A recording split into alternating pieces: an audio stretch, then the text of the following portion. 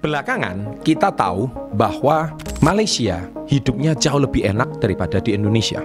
Apakah ini cuman karena kita lihat rumput tetangga lebih hijau? Begitu juga orang Malaysia melihat, wih, Indonesia sekarang udah jauh lebih maju daripada Malaysia. Nah, yang benar yang mana? Saya akan bongkar tuntas semua yang tidak dibahas di media, dan ini fakta dan realitanya.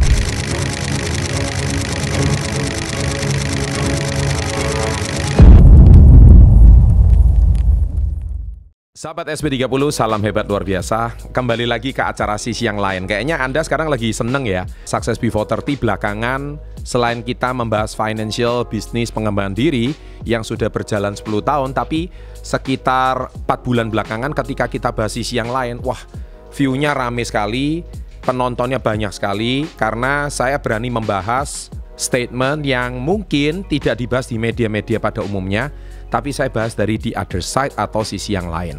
Nah, jadi problematikanya adalah sekarang sama-sama pemerintah ada korupsinya. Baik pemerintahan Malaysia ada korupsinya jelas. Pemerintahan Indonesia juga ada korupsinya. Nah, kenapa kok Malaysia hidupnya sekarang lebih enak, makanan bahkan terasa lebih murah, dan sebagainya. Macetnya tidak separah Jakarta, Kuala Lumpur dibanding Jakarta nggak separah itu. Buktinya apa saja? Nah, sekarang kita mulai bahas satu persatu. Nah, PPN apakah berpengaruh sama harga? Sangat berpengaruh. Kita lihat sekarang semua sektor, ketika saya berhasil ngundang Pak Ahok ke acara Level Up, semua di Indonesia itu dipajakin. Semua dipajakin. Dari yang paling kecil, makanan, beras, makanan pokok, makanan ringan, semuanya dipajakin. Kita nggak terasa, makanya kenapa harganya bisa menjadi mahal. Kita bayangkan ya, saya tuh selalu punya indeks indikator kalau saya. Kita tahu kan nasi goreng abang-abang di pinggir jalan, itu kan pasti nasi goreng yang dinikmati dari Sabang sampai Merauke. Kalau di Pulau Jawa, kita tahu, saya masih ingat kalau tahun 2000-an, nasi goreng abang-abang itu kan harganya baru 2-3 ribu. Kemudian akhir 2010 itu harganya naik menjadi 5.000 sampai 7.000. Sekarang udah 2025, saya rasa kalau di Jawa ya, itu harganya udah minimal 15.000. Tanpa telur loh. Bagaimana dengan kalian yang di kepulauan saudara-saudara kita di timur? Berarti Indonesia ini sebetulnya semuanya mahal. Kenapa? Dari pajak. Nah, nomor satu, harga bisa murah atau tidak, itu tergantung pajaknya itu besar atau tidak. Yang kedua, kita lihat harga pesawat. Kisaran harga 450 sampai 500 km. Kita ambil contoh yang paling gampang, Jakarta Semarang. Anda lihat harga Jakarta Semarang di sini itu berapa harganya ini? Ini biasa loh ya, low season ya, bukan high season ya. Itu harganya udah 600.000, 700.000. Kadang-kadang ada jam-jam tertentu Batik Air itu harganya hampir 1 juta. Padahal itu jarak cuman 450 sampai 500 kilo. Kita lihat salah satu alasannya adalah dari hulu ke hilir semuanya kena pajak. Ini ada faktanya. Direktur Garuda ungkapkan alasan harga tiket pesawat domestik mahal. Kami tidak pernah keluar dari rambu-rambu harga pemerintah. Tapi pajak sudah masuk karena terkena PJ P2U. Aftur yang kami beli juga kena pajak. Tiket yang kami jual ke dalam negeri juga kena pajak. Jadi gimana harga tiket bisa murah? Belum lagi kita lihat juga, bandingkan dengan pesawat negeri tetangga kita, negeri jiran, yaitu Malaysia. Kuala Lumpur ke Kota Baru sama-sama 450 sampai 500 km. Dari KL ke Kota Baru sama-sama. Tapi Anda lihat harganya cuma 300.000, 200.000 sekian. Dan itu fakta. Harganya itu bisa 3 kali lipat lebih murah daripada harga di tanah air. Bahkan jangan khawatir, pesawat Surabaya ke KL atau Jakarta ke KL itu kadang-kadang bisa lebih murah daripada Surabaya ke Jakarta. Keluar negeri sekarang jauh lebih murah. Kenapa bisa demikian? Nah, mari kita lihat lagi. Harga makanan Malaysia jauh lebih murah. Kita lihat harga makanan paling gampang, lihat aja harga beras. Di Malaysia dan Singapura, harga eceran beras terbaru 2024 6.000 sampai 12.000 per kilogram. Untuk harga grosir bahkan lebih murah lagi. Harga eceran beras di Malaysia tercatat antara 0,4 atau 1,83 Malaysia ringgit atau 0,64 US dollar atau sekitar 2,92 ringgit Malaysia per kilogram atau sekitar 6.240 sampai 10.000 lah per kilo. Asumsi kursnya 15.600 per dolar AS. Sekarang kan kurs AS kan kurang lebih 16 ribuan. Nah, untuk harga grosir beras Malaysia tercatat sekitar 0,28 sampai 0,45 US dollar per kilogram atau sekitar 4.300 sampai 7.000 per kilogram. Sementara di Singapura harga beras tercatat sekitar 12.300 per kilo, di grosir tercatat sekitar 8.500 per kilogram. Nah, di Indonesia sekarang berapa? Paling tinggi di antara Singapura dan Malaysia, yaitu 15.000 sampai 18.000 per kilo. Bagaimana rakyat tidak menjerit? Kalau saya menilik dari video saya podcast sama Pak Ahok, ya nggak salah. Kalau Indonesia sekarang kok jadinya mahal sekali. Di KL, makanan harga 15.000 itu masih sangat layak dibandingkan di Indonesia. Di Indonesia sekarang 15.000 itu Anda paling dapat nasi goreng satu, telurnya cuman kecil, sedikit. Kemudian kalau enggak pun, Anda juga hari ini nggak bisa kita bayangkan, semua itu mahal. Ya, kalau misalkan kita lihat, katakanlah seperti kayak nasi bungkus contohnya. Sekarang nasi bungkus 7.000, 8.000 harganya. Nah, dari situ paling banter 2 nasi bungkus. Nasinya aja yang banyak, proteinnya tuh sangat sedikit. Nah, bagaimana makan siang bergizi yang dicanangkan oleh program Pak Prabowo itu bisa terjadi? Ya, nah kita lihat karena harga semua mahal. Belum lagi harga kesehatan atau rumah sakit. Mari kita cek. Ya, banyak sekali cerita bisa kita lihat. Tiket PP lebih murah ke Pineng, ke KL daripada berobat di Indonesia. Makanya jangan salahkan orang Makassar, orang Medan, orang Palembang, orang-orang kayanya, mereka lebih memilih berobat di Singapura. Apalagi Singapura sekarang, ke Malaysia maksud saya. Apalagi sekarang Malaysia itu berlomba-lomba bikin pameran hospital di mall-mall di kota-kota besar. Di Indonesia, di Medan, di Surabaya, di Jakarta, di Makassar, di Palembang, ya kan, di Yogyakarta, di Semarang. Ayo berobat, beli 2 gratis 3. Beli 1 gratis 1, ya seperti itulah. Nah, akhirnya kualitas dokter juga rumornya lebih baik. Nah, mari kita lihat nih, pasien Indonesia doyan berobat ke luar negeri, memperkaya Malaysia. Nah, sekarang kita lihat banyak paket medical tour. Banyak sekali orang Indonesia berobat ke Malaysia. Bahkan ini ada seorang content creator bernama Muhammad Najib berkata, kita betapa hebatnya medical tourism di Pineng. Tengok apa yang Sunway buat. Seberang Jaya dia buka Sunway Medical Center, sebelah Sunway Hotel Seberang Jaya, sepulang dari situlah Sunway Carnival Mall. Rawat di hospital, rehat di hotel, riang-ria di mall. Ini fakta, betapa Sunway itu isinya orang Indonesia semua. Jangan-jangan orang Malaysia memang menarik orang Indonesia untuk berobat ke sana. Pariwisata, lebih murah jalan-jalan ke KL daripada ke Jakarta. Tiket pesawat lebih murah, hotel juga lebih murah, makanan lebih murah, bahasa juga mirip. Berobat pun juga jauh lebih murah daripada ke Jakarta. Kita lihat seperti komentar tweet dari Philip Young. KL is cheaper and better in Jakarta in every way. Jadi maksudnya Kuala Lumpur itu jauh lebih murah dan jauh lebih baik di Jakarta dari segala aspek. Food is cheaper, makanan lebih murah. Itu benar.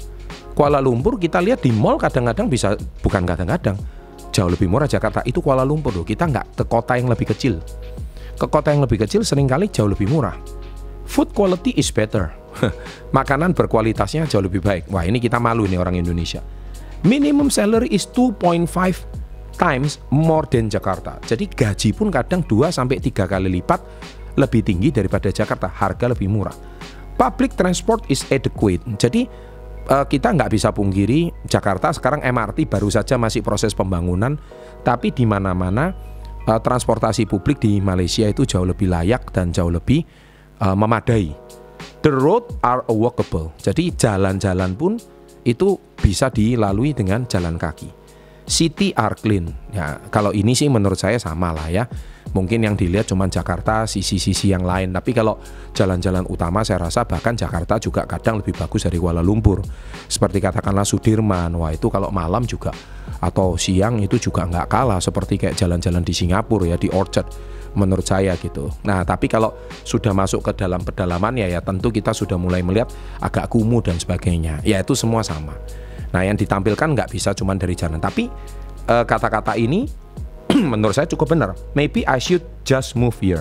Ini sebuah kata-kata yang menurut dia apakah saya harus pindah ke sini gitu loh ya. Jadi itu kata-kata dari beliau. So Indonesia bengong. Oleh sebab itu jangan mahal-mahal. Di Indonesia makanan lebih mahal, berobat lebih mahal, harga obat lebih mahal, gaji UMR-nya lebih tinggi di Malaysia sedikit, tapi jauh lebih rendah daripada di Indonesia. Nah, mari kita sekarang lihat perbedaan Indonesia dan Malaysia. Kita mulai bahas dari sisi yang lain yang pertama. Yang pertama adalah dominasi BUMN dan GLC. Nah, kita bahas dulu. Indonesia itu BUMN mendominasi hampir semua sektor, energi lah, pangan lah, transport lah, termasuk yang bukan sektor strategis. Akibatnya kurangnya persaingan menyebabkan monopoli. Jadi BUMN ini nggak ada BUMN tandingan. Kalau sesuatu kompetisi itu tidak ada, jelas dia monopoli. Dan akhirnya menjadi mahal. Makanya Anda para pecinta sepak bola sekarang kenapa? Ya kita buka-bukaan aja. Kenapa kok menaturalisasi pemain Belanda itu dengan gampangnya menggaji miliaran itu gampangnya? Ya salah satunya karena Menteri BUMN ini adalah Ketua PSSI. Ya, tapi sebaiknya semua jadi lebih mahal. Bahkan kadang-kadang tiket pertandingan sepak bola di Indonesia sekarang bisa dikatakan paling mahal kalau pertandingan FIFA Matchday. Ya kan? Bisa jadi. Ya karena alasannya simple. Ya karena pertandingannya lebih berkualitas, kemudian pemainnya juga lebih berkualitas, tontonannya lebih layak, dan sebagainya, dan sebagainya. Nah, ini karena BUMN ini. Nah, saya bongkar ini sekarang. Kedua, akibatnya kurangnya persaingan menyebabkan monopoli. Nah, inefisiensi. Nah, inefisiensi ini yang menjadi masalah. Anda lihat, efisiensi itu apa sih? Efisiensi itu contohnya, kita bisa bersihkan rumah ini dalam hitungan 1 jam. Inefisiensi itu, kalau kita bersihkan rumah ini 2 hari. Pekerjaan 1 jam bisa kelar, kenapa kok Anda hari ini harus sampai 2 hari? Nah, itu namanya inefisiensi. Tentu biaya pasti membengkak. Nah, yang ketiga adalah harga barang atau jasa yang sangat tinggi. Itu jelas. Contoh, monopoli aftur oleh Pertamina yang menaikkan biaya penerbangan. Harga tiket jadi mahal kan? Sedangkan di Malaysia itu berbeda. GLC itu adalah BUMN-nya Malaysia. Fokus pada sektor strategis seperti energi, yaitu Petronas, ya kayak di Indonesia Pertamina, dan keuangan Maybank. Selesai. Jadi GLC itu cuma fokusnya Petronas, Maybank, kelar. Sektor keuangan sama sektor energi. Dengan tata kelola yang lebih baik, hire profesional GIC. Nah, efisiensi lebih terjaga karena manajemen profesional dan adanya persaingan dengan sektor swasta. Nah, dari sini kita bisa melihat bahwa Indonesia dan Malaysia itu sudah terjadi perbedaan yang besar antara BUMN. Kalau BUMN semua sektor, dari perbankan, dari finansial, dari energi, semua kayaknya di bawah BUMN deh. Itu yang tadi kita bahas. Sedangkan Malaysia kan cuma dua sektor. Yang kedua adalah korupsi. Semua negara ada korupsi. Saya nggak cuma bicara Indonesia. Jadi video ini jangan dipotong-potong ya. Saya sudah taruh waktu di sini. Jadi kalau Anda potong-potong dengan alasan kita mau mengkritik pemerintah, kalau memang itu sesuatu sifatnya baik dan positif, kenapa tidak? Sisi yang lain kan tujuannya juga menjadi corong bagi pemerintah agar pemerintah juga bisa merampingkan dan juga mengefisiensi, memangkas anggaran yang tidak perlu, dan juga bisa membuat Indonesia berdaya dan Indonesia maju emas di tahun 2045. Jangan sampai kita itu berbicara tapi cuman dari satu sudut. Nah, korupsi, Indonesia itu korupsi luas di berbagai sektor, termasuk pendidikan, infrastruktur, dan dana desa. Ini semua sektor ada. Dana BOS, proyek pembangunan sekolah, infrastruktur sering menjadi sasaran korupsi karena pengawasan yang lemah di tingkat daerah. Contoh lagi, banyaknya kasus korupsi di dana pendidikan atau proyek desa. Ini yang sering terjadi. Malaysia, korupsi terkonsentrasi di tingkat elit, seperti skandal 1 miliar 1 MDB yang melibatkan pejabat tinggi. Jadi korupsinya itu seperti kayak era zamannya Pak Harto. Jadi yang korupsi tingkat atas, ya, pejabat papan atas yang korupsi. Meskipun skalanya besar, korupsi di Malaysia tidak menyebar luas sampai ke tingkat daerah yang paling kecil di Indonesia. Indonesia sekarang sampai dari atas sampai bawah, semua kalau bisa dipajakin, bisa ditambahin, bisa di markup, kalau bisa di markup. Nah, di situ kan ada nilai korupsi. Nah, oleh sebab itu korupsi Malaysia, jadi analisa Malaysia ini mirip banget dengan Orba zaman dahulu. Korupsi terjadi di kalangan elit. Kalau Indonesia kan dari elit sampai bawah korupsi semua. Kalau di Malaysia enggak. Problem dari korupsi golongan elit ini, kalau Malaysia ini adalah kesalahan Indonesia di tahun 97 sampai 98. Masyarakat bawahnya akan terkena dampak. Apakah coba dikonfirmasi sahabat SP30 yang di Malaysia, benar nggak kata-kata ini terjadi? Tolong tulis di kolom komen kalau ada penonton dari Malaysia. Kemudian transportasi Indonesia, pajak bandara tinggi, monopoli distribusi aftur oleh Pertamina menaikkan biaya penerbangan, semua dipajakin. Minimnya persaingan di sektor transportasi menyebabkan harga tiket pesawat jadi mahal. Contoh, harga tiket domestik sering lebih mahal dibandingkan harga penerbangan internasional. Ya kan banyak macam-macam. Kalau zaman dulu itu kan pajak bandara kita bayar sendiri 150.000, pajak ini, pajak ini. Nah sekarang semua kan sudah jadi satu di tiket. Jadi otomatis ya kita tahu, maka itu harga nggak ada yang murah. Kalau di Malaysia, pajak bandara lebih rendah dan adanya maskapai berbiaya rendah, seperti kadang AirAsia, menciptakan persaingan yang sehat. Subsidi pemerintah untuk rute tertentu seperti Sabah dan Sarawak menjaga harga tiket agar tetap terjangkau. Nah, inilah yang saya tadi paparkan, yaitu Direktur Garuda sendiri sudah berkata seperti itu karena semua dipajakin.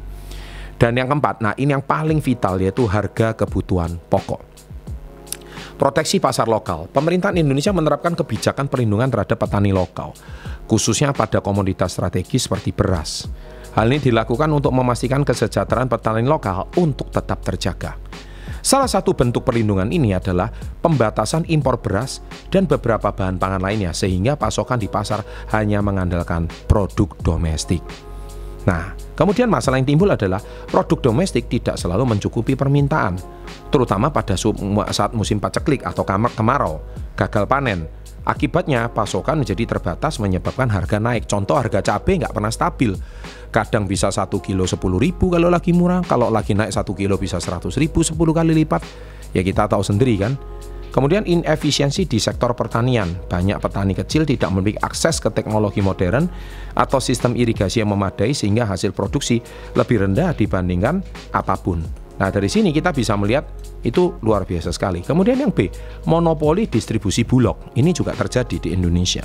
Penjelasannya adalah distribusi pangan utama di beras Indonesia dikuasai oleh Badan Urusan Logistik atau Bulog, sebuah BUMN yang bertugas mengatur stok stabilitas harga pangan pokok. Bulog bertindak sebagai penyangga harga dengan membeli hasil panen petani untuk memastikan harga tidak terlalu rendah lalu mendistribusikan kembali ke pasar. Masalah yang timbul adalah Bulog sering menghadapi kritik karena inefisiensi operasional seperti keterlambatan dalam mendistribusikan beras atau kurangnya kapasitas penyimpanan yang memadai. Dalam beberapa kasus, monopoli Bulog menyebabkan kurangnya persaingan di pasar distribusi pangan sehingga harga sulit ditekan dan mekanisme pasar bebas. Belum lagi ketergantungan pada harga tengkulak. Penjelasan, tengkulak adalah perantara bagi petani dan pasar. Mereka sering menjadi pilihan utama bagi petani untuk menjual hasil panen karena tengkulak menawarkan modal atau bantuan awal untuk petani. Tengkulak memberikan akses pasar yang lebih cepat dibandingkan jalur resmi seperti koperasi distribusi pemerintah. Masalah yang timbul, tengkulak sering menentukan harga beli yang sangat rendah dari petani, namun menjualnya ke pasar dengan harga yang jauh lebih tinggi. Dengan sedikitnya alternatif bagi petani, ketergantungan ini menciptakan rantai pasok yang tidak efisien dan merugikan konsumen karena harga bahan pokok meningkat di tingkat akhir. Nah inilah kenapa semua problem yang ada terjadi di Indonesia. Dan ini sisi yang lain. Mungkin Anda tidak melihat dari sebuah sisi yang lain, sehingga otomatis ketika saya membahas ini, tentu Anda sebagai masyarakat harus melihat bukan cuma dari amarahnya, tapi sekarang kita melihat juga dari sisi yang sebaliknya. Dan ini bukan berarti tidak bisa, tapi kita berikan kepercayaan kepada pemerintah yang baru untuk bekerja. Semoga menteri-menterinya juga bisa mendengarkan video ini. Dan akhirnya ketika kita memberikan masukan yang positif, otomatis menteri bisa bekerja dengan lebih efektif, efisien, inefisiensi. Anggota DPR juga bisa memberikan pengesahan undang-undang. Kalau itu memang sudah harus dibuat undang-undang baru, maka banyak hal-hal yang bisa dipangkas. Nah, kenapa Malaysia lebih baik? Mari kita lihat dari sisi baiknya Malaysia. Jadi selama ini jangan lihat sisi jeleknya Malaysia terus. Kebijakan impor yang fleksibel. Malaysia lebih terbuka pada impor bahan pangan saat produksi domestik tidak mencukupi. Menjaga pasokan tetap stabil dan harga lebih terjangkau. Kedua, beras impor dari Thailand atau Vietnam seringkali digunakan untuk melengkapi pasokan domestik tanpa mengganggu kesejahteraan petani lokal. Distribusi yang efisien. Malaysia memiliki lembaga seperti FAMA, Federal Agricultural Marketing Authority, yang membantu petani membasarkan produk langsung ke pasar tanpa bergantung pada tengkulak. Nah ini kehebatan Malaysia. Ini bisa ditiru sama Indonesia. Produksi yang lebih efisien. Petani Malaysia cenderung teknologi modern, akses kredit, sistem irigasi yang baik sehingga hasil panen lebih tinggi dan biaya produksi lebih rendah. Jadi kesimpulannya adalah kita bisa lihat bahwa Malaysia juga tidak perfect. Malaysia juga banyak sekali kekurangan. Apalagi belakangan juga saya tidak mau bahas masalah politik, ya. Tapi harus diakui Indonesia ini masalahnya lebih banyak dari Malaysia. Mungkin negaranya lebih besar kali. Kalau Malaysia kan penduduk tidak sampai 30 juta. Luasan wilayah negaranya juga tidak seluas Indonesia. Indonesia ini jauh lebih kompleks. Luasan wilayah Indonesia ini dari Sabang sampai Merauke ini bisa berapa puluh kali lipatnya Malaysia, ya kan? Ini besar sekali. Belum lagi Indonesia ini juga penduduknya 10 kali lipat lebih besar dari Malaysia, almost 300 juta. Nah, BUMN Indonesia terlalu berkuasa. Niatnya itu baik, mau ngatur harga agar tidak kemahalan, tapi BUMN menjadi kendaraan politik di Indonesia. Nah, seringkali pemerintah pakai BUMN buat bikin janji seperti menyediakan 10.000 tenaga kerja. BUMN-nya belum tentu butuh, tapi dipaksa oleh politik. Kemudian karena tekanan BUMN dipaksa profit. Apakah benar-benar profit? Ya kita nggak tahu. Jadinya mungkin mereka memainkan harga karena monopoli. Pengusaha nggak bisa bersaing dengan BUMN. Mereka monopoli pakai aturan. Akibatnya sekarang ini harga-harga pada jauh lebih mahal daripada Malaysia. Saya tahun 2009 itu saya first time ke Jepang. Waktu saya ke Jepang tahun 2009 itu, saya masih ingat harga nasi goreng itu masih kisaran 5.000 sampai 6.000 rupiah. Sekarang kan harga nasi goreng itu udah 15.000 sampai 18.000. Saya selalu patokannya nasi goreng, mie goreng. Kenapa? Karena itu indeks harga yang paling rendah, karena itu makanan masyarakat sehari-hari. Istilahnya kalau mereka nggak mau makan di rumah, mereka jajan di luar, segitu. Kalau para UMKM ini tidak bisa digerakkan, nggak bisa. Tapi kenapa sekarang dalam kurun waktu nggak sampai 15 tahun harganya itu bisa naik sampai 3 kali lipat, 300%. Sedangkan kita lihat di Malaysia harganya tidak sampai naik 300%. Mereka ada kenaikan tapi nggak sampai 1 kali lipat pun nggak sampai. Ringgit mereka juga dari dulu juga seperti itu. Saya merasakan sekarang kalau kita ke Jepang, ya saya barusan pulang dari Jepang 2023 yang lalu, ternyata saya tidak merasa Jepang itu semahal 2009. Ternyata bukan Jepangnya itu yang lebih murah. Jepangnya sama, yennya ada sedikit turun, tetapi Indonesianya sudah mengalami inflasi bahan baku dan bahan pangan yang berkali-kali lipat. Sehingga kami merasakan ke Jepang tidak terlalu mahal. Itu yang jadi permasalahan utama.